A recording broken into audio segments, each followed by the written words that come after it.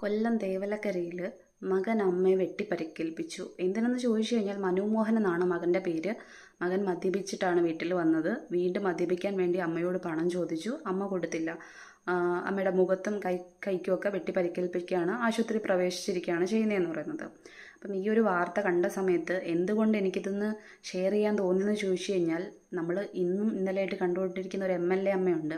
അപ്പോൾ ആ MLA അമ്മയ്ക്ക് വേണ്ടിയിട്ടാണ് ഈ ഒരു വീഡിയോ ഞാൻ, അല്ലെങ്കിൽ ഈ ഒരു ഷോർട്സ് ഞാൻ സമർപ്പിക്കുന്നതെന്ന് പറയുന്നത്. അതായത് ഇതുപോലെ മക്കൾ ചെയ്യുന്ന തെറ്റുകളെ ന്യായീകരിച്ചു കൊണ്ടിരുന്നാൽ അവസാനം അമ്മയാണോ അച്ഛനാണോ എന്നൊന്നും മക്കൾ നോക്കില്ല.